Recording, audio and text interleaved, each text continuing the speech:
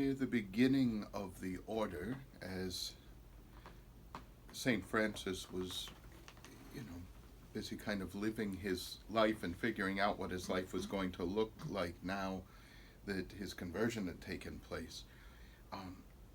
After a while, some of the people in the city started to watch him more and more and thought, maybe this guy has something. So the first person to join him was Bernardo, a wealthy man in the town. And his desire was to follow Francis, and he figured, something's happened with Francis. There's something genuine here. But he needed to know, what is it I'm supposed to do? And Francis didn't really know himself, not yet. Because so far, Francis had just been doing what he believed God was calling him to do.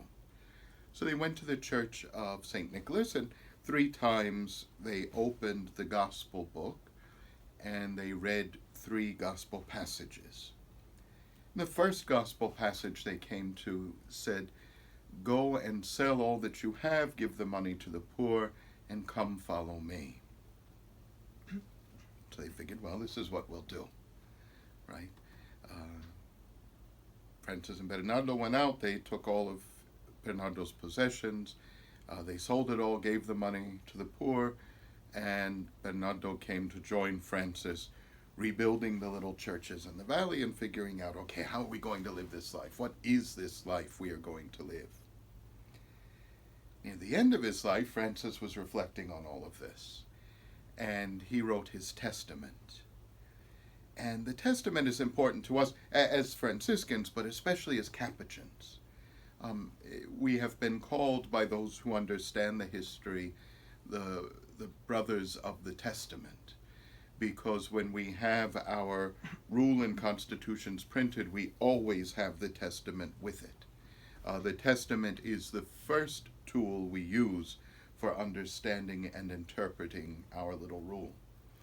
And so in that rule, in that testament, Francis begins to think back to his own conversion, right?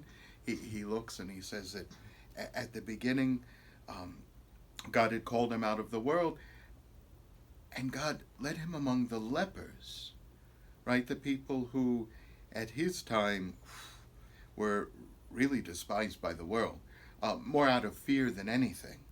These were the people that essentially were like the living dead. There was actually a liturgy in the church at the time, a sort of a funeral liturgy for someone with leprosy who had to leave the city and go live in a leprosarium, so that way the family could mourn the loss of that person.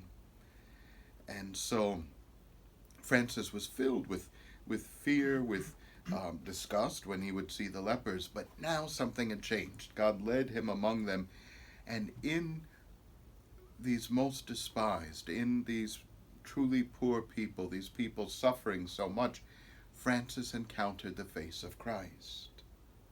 Right? He encountered that love of God and the fact that, the all-powerful God would come and take on our human weakness and share in our human weakness to lift us up to his divinity, right? And so Francis sees in the testament, here's the beginning of his conversion, recognizing that reality. Look at the love of God, right? And the way that love has caused God to share so deeply in our littleness, to lift us up.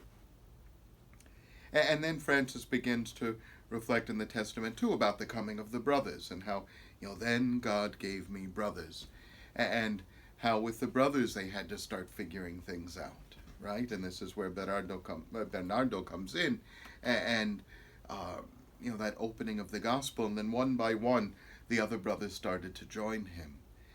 And then what's wonderful is that Francis reflects on, here was the beginning of our life, living simply, praying, and how important that prayer is. Discovering what it means to be obedient, to listen, and to follow what we hear we're called to do, right? And living in that particular Franciscan obedience that's not just from the top down pointing and saying, you do this, but rather that obedience that comes in living in fraternity, living in relationship with one another, and recognizing what needs to be done. And so it's really an obedience of freedom, of sharing a life together with one shared purpose and one shared focus, which is that evangelization and helping others to experience the love, mercy, and joy of God. Right? And then finally, the Testament begins to point at how the brothers are to be who come to follow long after the time of Francis, and that invitation to all of us to continue to live this life and to follow this rule.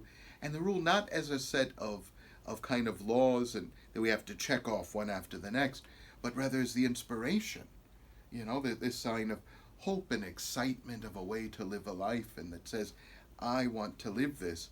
And so we read the rule and our constitutions in that way as inspiration.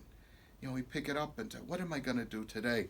Let me read another chapter here. Let me reflect on another part, as we often do at our own meal times, reading through different chapters of the rule and the constitutions. And it becomes that inspiration to grow in that relationship with Christ, to grow in that relationship with our brothers, to grow in relationship with the people we serve in the world. And it all begins by learning to let go. Sell all that we have. Give it to the poor. Give it to those who are needed. And come follow me.